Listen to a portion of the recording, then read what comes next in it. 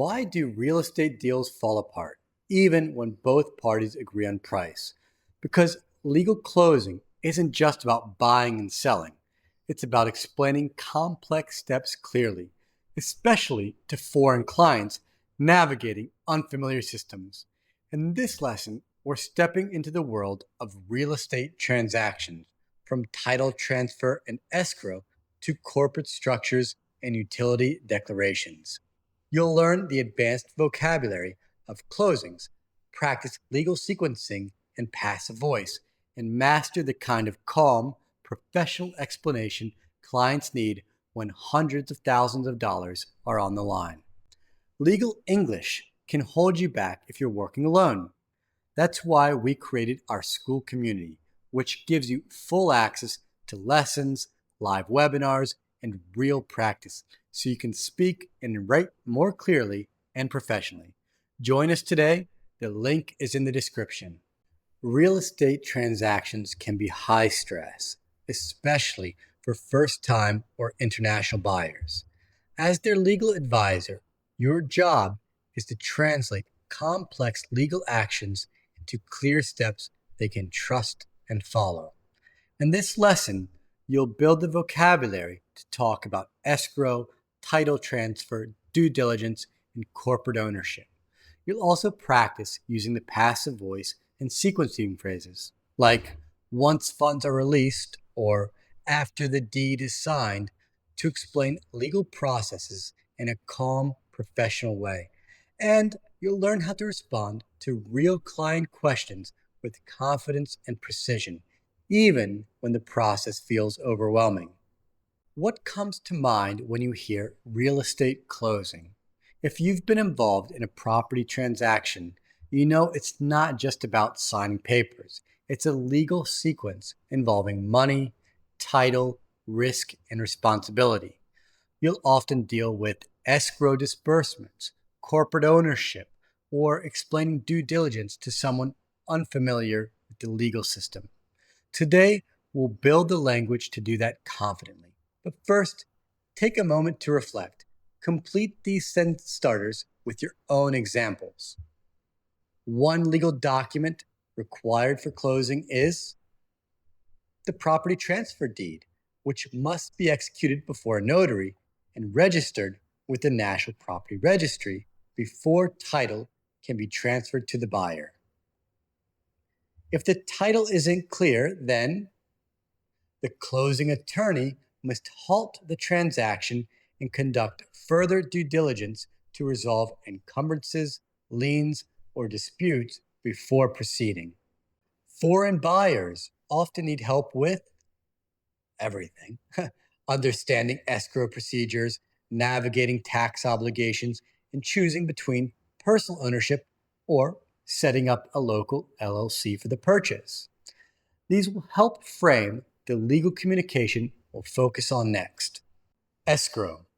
Escrow is a word every real estate lawyer uses, and every foreign buyer needs explained. It's a safeguard, a legal arrangement where a neutral third party temporarily holds money while the buyer and seller complete their obligations. Imagine your client wires $200,000 for a home purchase. That money doesn't go to the seller immediately.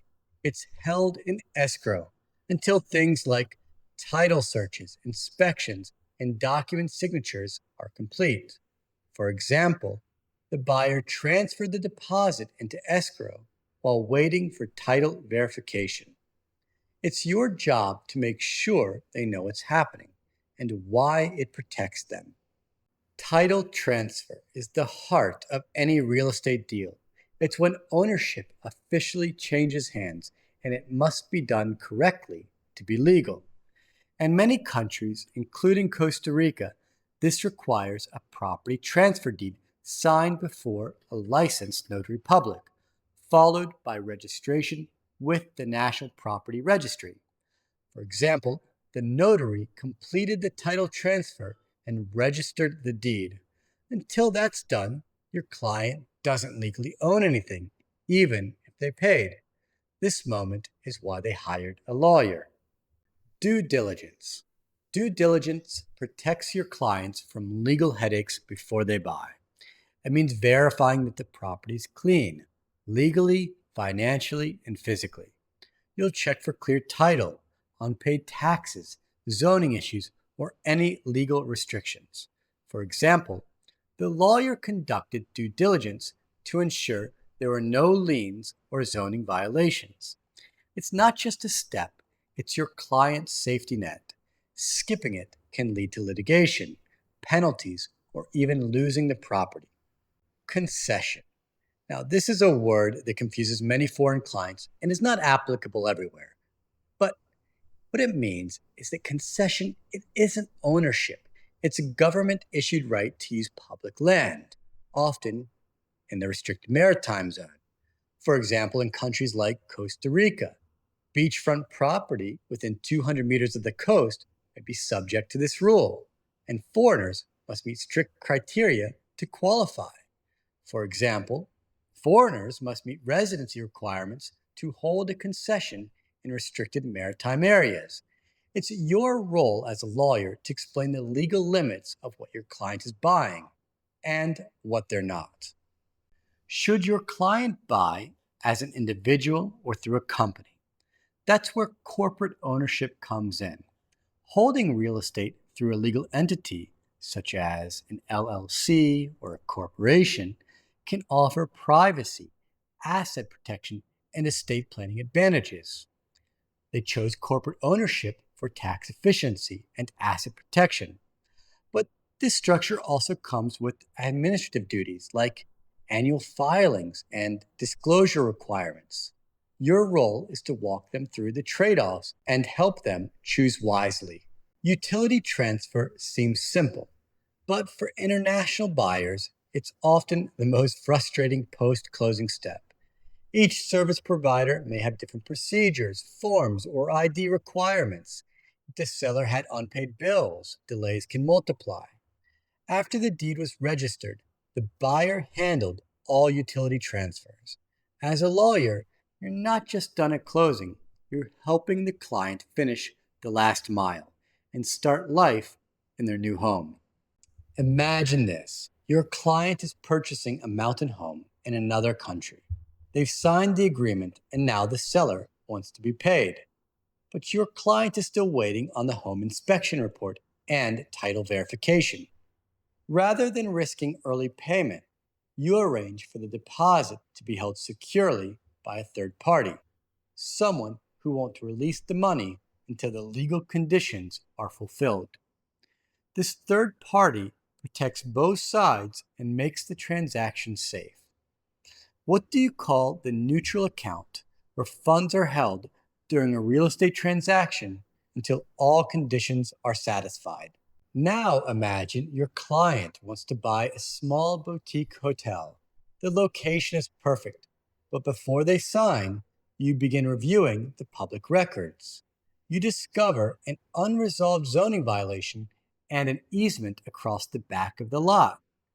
Thanks to your pre-closing research, you're able to renegotiate the terms and protect your client's investment. What's the process of investigating a property's legal and physical condition before closing? That's due process. Let's go on to another story. A Canadian couple finds their dream villa just steps from the ocean, but when you review the documents, you discover that it's located in a restricted maritime zone. They won't technically own the land. Instead, they'll need to apply for a special governmental right to use the property, which comes with different compliance requirements. What legal term describes a government-granted right to use land in restricted public zones like beachfront areas? That's a concession. Moving on to another one. You've reviewed the contract, verified the funds, and completed all conditions. Now it's time to meet at the notary's office. The final document is signed, a deed is drafted, and it's submitted to the National Registry. 3 weeks later, your client receives official confirmation that the home is legally theirs. What's the legal process that moves ownership of property from one party to another formally? That's title transfer. Your client is buying investment property with three other partners. They want flexibility, asset protection, and privacy. So instead of putting the property in one person's name, you create a limited liability company to hold the title. Now they can distribute shares, manage ownership changes, and file taxes under the company's name. What's the term for purchasing real estate in the name of a legal entity instead of an individual? That is corporate ownership. A week after closing, your client calls in panic. The power has been shut off. Turns out the utility bill was still in the previous owner's name and it hadn't been paid. You help them complete the application, submit ID documents, and get everything switched over, but it delays their move-in by 3 days. What's the name of the post-closing process where the buyer changes electricity, water, and internet accounts into their own name? That's utility transfer. So what exactly is the passive voice, and why do lawyers use it so often? Grammatically, passive voice means using the structure be plus past participle. For example, the deed was signed, the title was registered. We use it when the person doing the action is unknown or not important or just not the focus. In real estate, passive voice keeps the language professional, formal, and neutral. Funds were transferred into escrow. All documents were submitted before the deadline. The taxes were paid by the seller.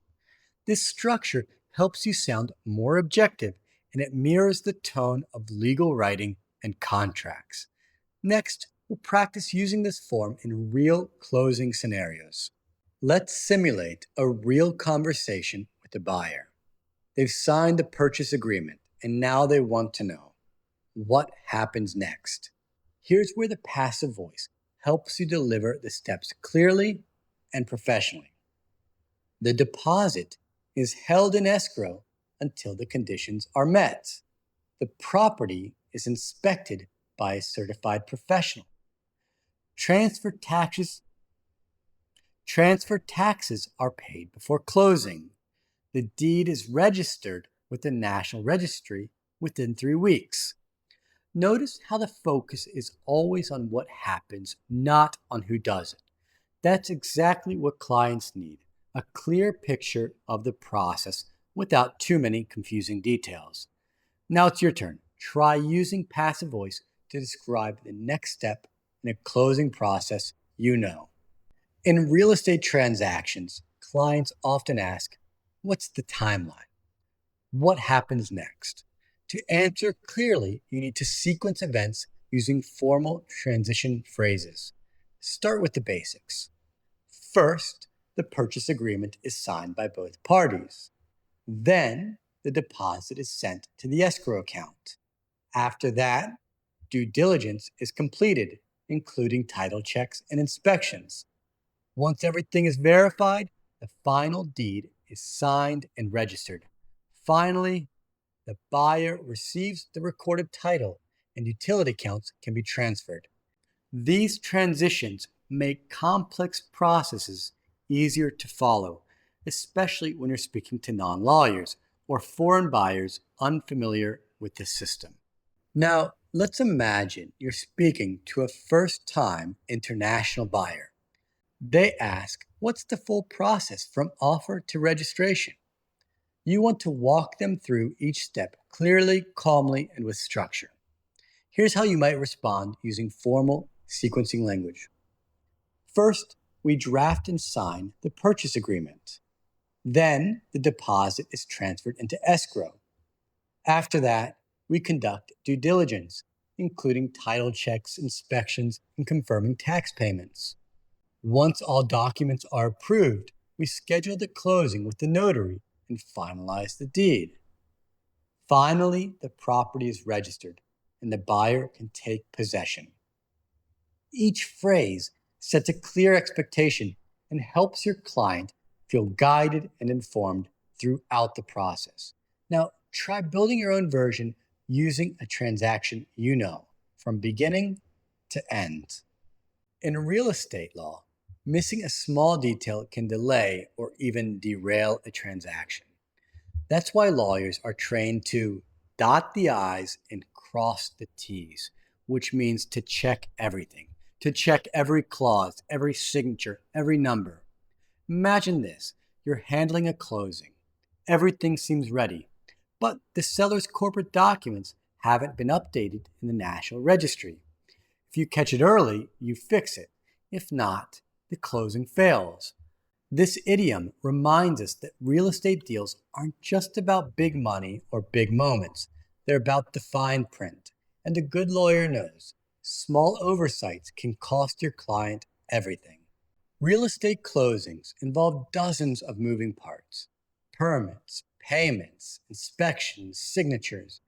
And when many people are involved, buyers, sellers, brokers, attorneys, escrow agents, it's easy for something to fall through the cracks.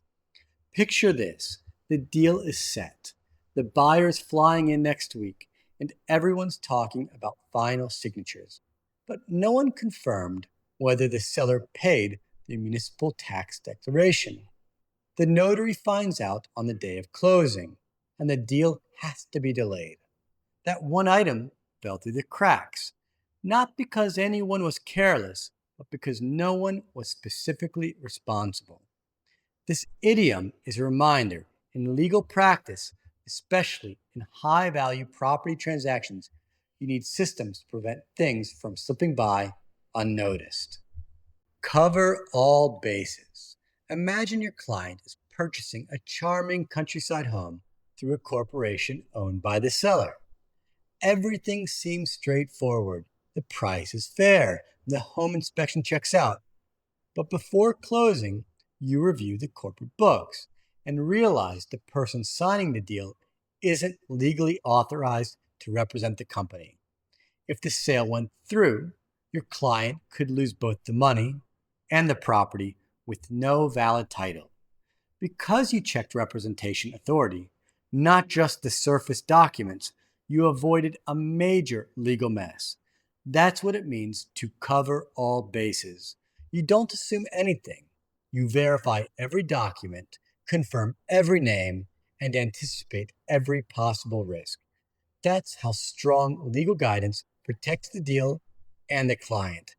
That's what it means to cover all bases.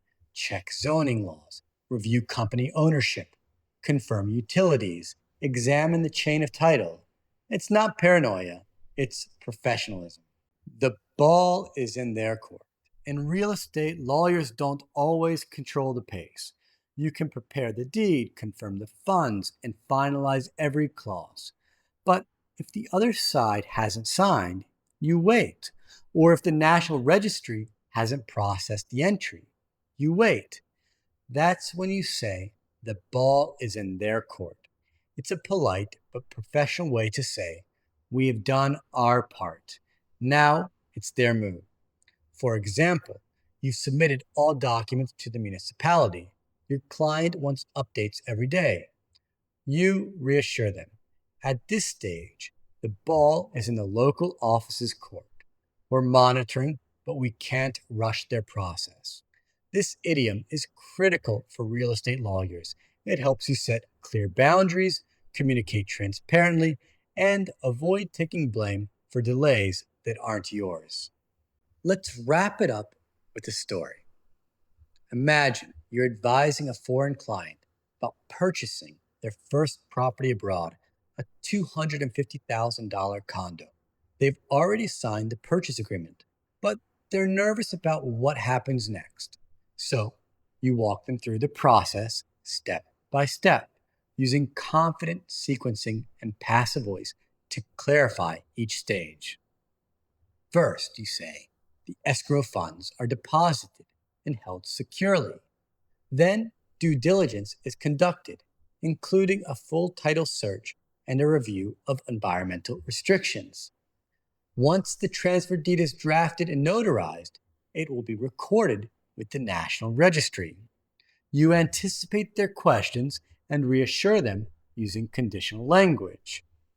For example, if any irregularities appear in the company documents, we'll request an immediate correction before closing. Or, should the environmental permits be delayed, we could negotiate an extension in the escrow terms. When they ask why things are moving slowly, you explain, at this point, the ball is in the municipality's court.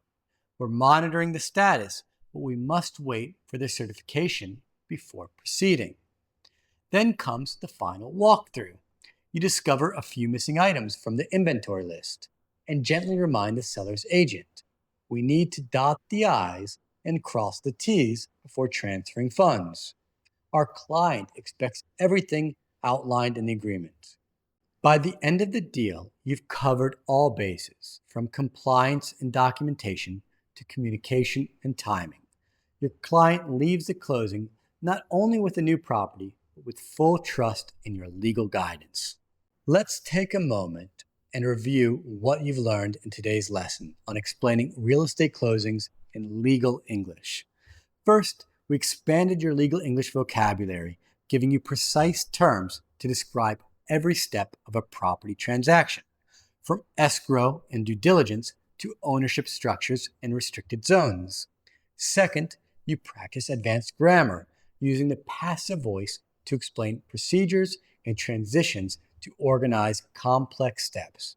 Third, you applied it all in real-world communication scenarios, advising nervous buyers, reviewing legal documents, and guiding them through every stage of the closing process with confidence and clarity. And finally, you saw how to elevate your language using idioms like cover all bases or dot the I's and cross the T's, expressions that make your legal advice sound more natural, strategic, and trustworthy. Want to keep practicing? Join us in our school community for full course access, practice groups, and expert feedback. The link is in the description. We'll see you there.